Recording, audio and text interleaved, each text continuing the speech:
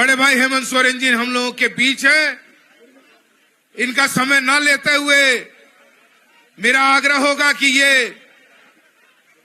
इस चुनावी दंगल में हम लोगों की आगे की रणनीति और आगे के चुनाव के बारे में हमें निर्देश दें। इनकी बातों को हम गांव-गांव, टोला-टोला तक पहुंचाने का काम करें और इस चुनाव को चुनौती के रूप में जो हम लोगों ने लिया है उस संदेश को हर जगह पहुंचाने का काम करें। इन्हीं बातों के साथ मैं अपनी वाणी को विराम देता हूं। आप सबको मालूम है, हम लोगों ने इंडिया गठबंधन की तरफ से कांग्रेस, जेएमएम, आरजेडी, वामदल सभी लोगों ने मिलकर इस राज्य में ये फिरका परस्त ताकतों को झारखंड से बाहर निकालने का एक संकल्प लिया है और पूरे राज्य में हम लोगों ने सर्वसम्मति के साथ पूरे विधानसभा में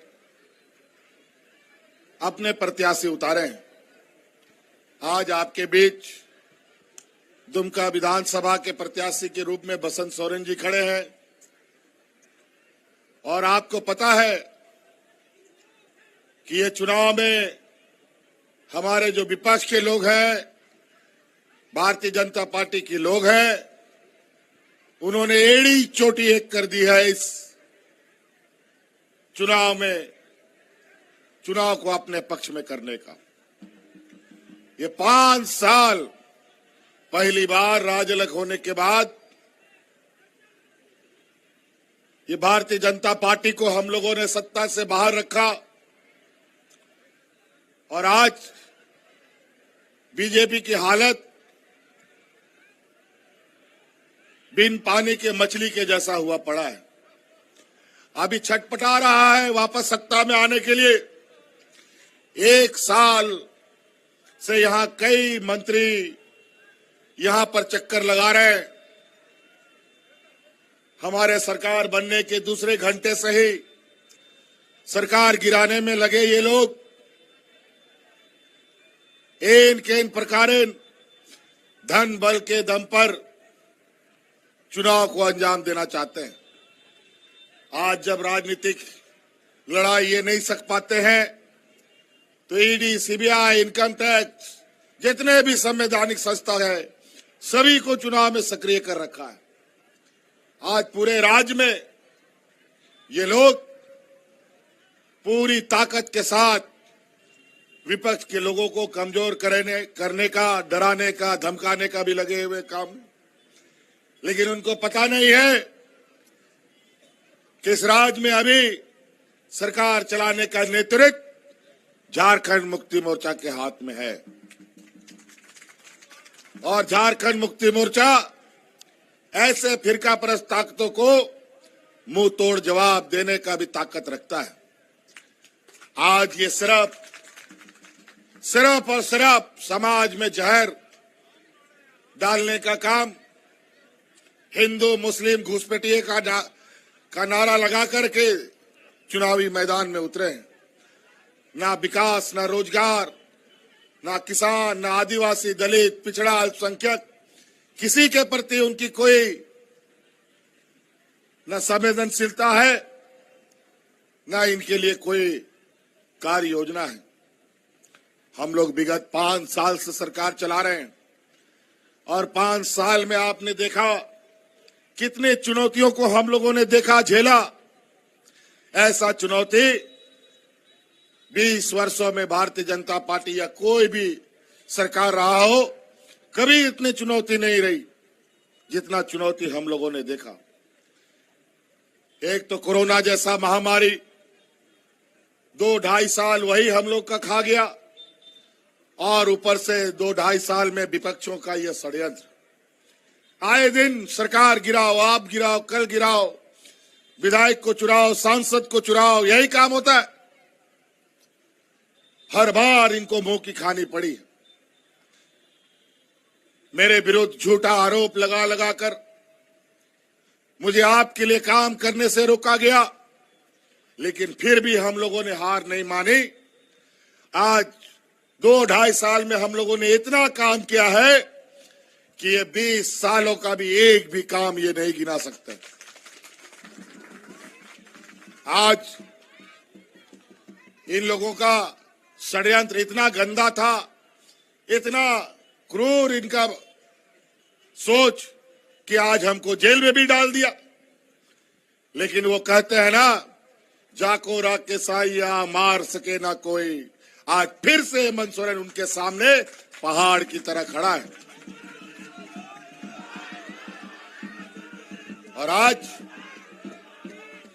पूछिए, ये भारतीय जनता पार्टी का लोग जाओ गांव देहात घूमेगा तो पूछो उससे कि 20 सालों में एक काम बता दो, यहाँ के आदिवासी, दलित, पिछड़ा, अल्पसंख्यक, किसान, मजदूरों के दुखों तकलीफों को तुमने कम किया हो।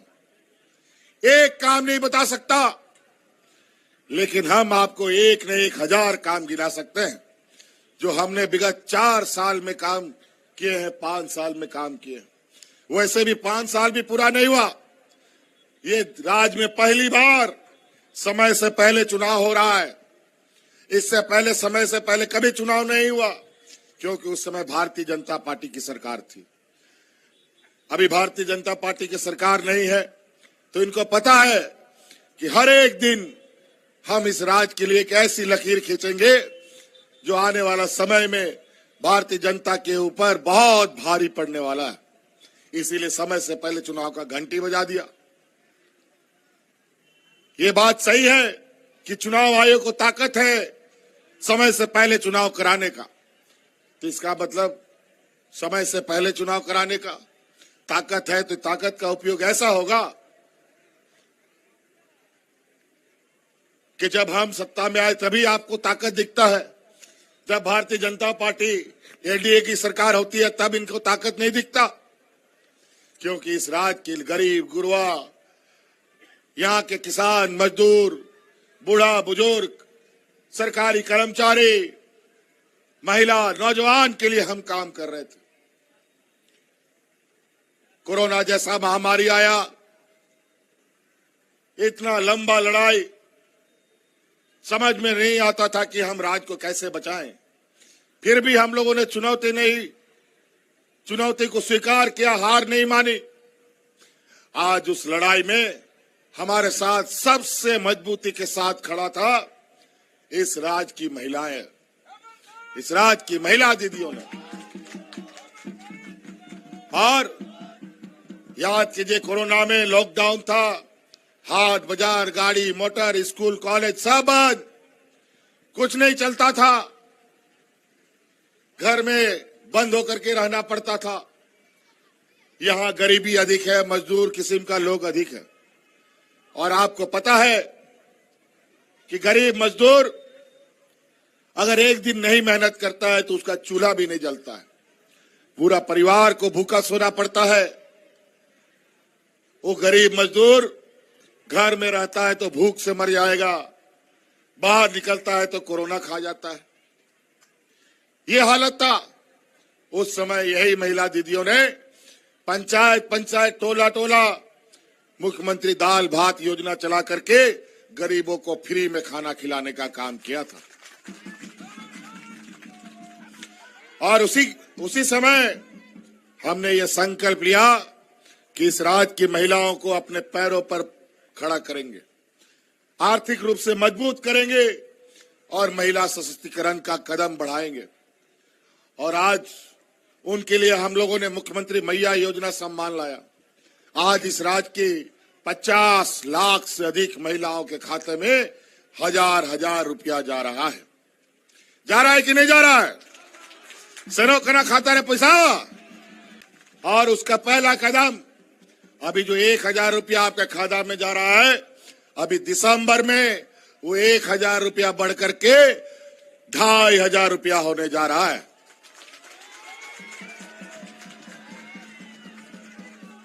तो कई ऐसी चीजें आज भी कई गांव में बूढ़ा बुजुर्ग, कई ऐसे गरीब परिवार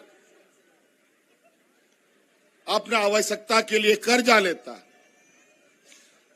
छोटे छोटे जरूरतों के लिए,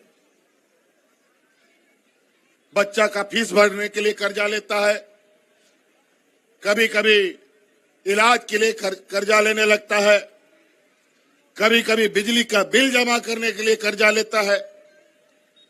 आज गरीब के कंधे पर इतना बोझ कि बेचारा अपना पैर पर खड़ा कैसे हो पाएगा। आज हमने आप सभी गरीबों का बोझ हमने अपने कंधों पर लिया और इस राज्य का सभी गरीब गुरुआ का जितना बिजली का बकाया था सबको हमने माफ कर दिया। माफ हुआ कि नहीं? माफ हुआ कि नहीं बिजली का बिल?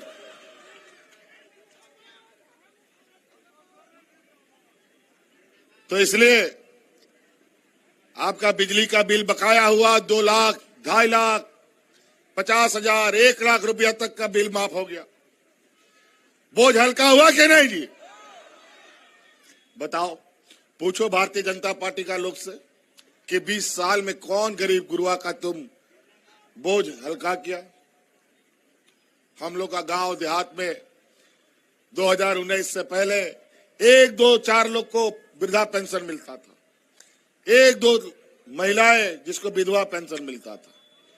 आज हमने नियम बना दिया, इस राज्य में हर गरीब गुरुआ को, हर विधवा महिलाओं को हम पेंशन देंगे और जो भी 50 साल की महिला होगी उसको भी पेंशन देंगे। आज पूरे राज्य में हर जगह जाके देखिएगा, बिना पेंशन का कोई बूढ़ा बुजुर्ग नहीं है। इसलिए साथी, बहुत ऐसे काम है जो आज हम लोगों ने इस राज्य के लिए, यहाँ के ग्रामीण गरीब गुरुआ किसानों का, उनको पैरों पर खड़ा करने के लिए विशेष रूप से काम किया। इनके सरकार में किसान आत्महत्या करता था और हमारी सरकार ने इस राज्य के किसानों का 2 लाख रुपया तक का ऋण माफी करने का भी काम किया है। और तो और ये लोग बुढ़ापे का लाठी भी छीन लेता है और आज इस राज्य के कर्मचारियों का पूरे देश के अंदर भारतीय जनता पार्टी के शासनकाल में उनके राज्यों में कोई भी कर्मचारी को पेंशन नहीं मिलता है। ये देश का पहला राज्य है जहां हम अपने सभी कर्मचारियों को पुराना पेंशन का स्कीम देते हैं। यहाँ के वकीलों को भी हम पेंशन दे रहे हैं, स्वास्थ्य सुविधा दे रहे हैं, उनको सम्मान राशि दे रहे हैं। साथियों, मेरा गाड़ी भी स्टार्ट हो गया है और भी कार्यक्रमों में जाना है।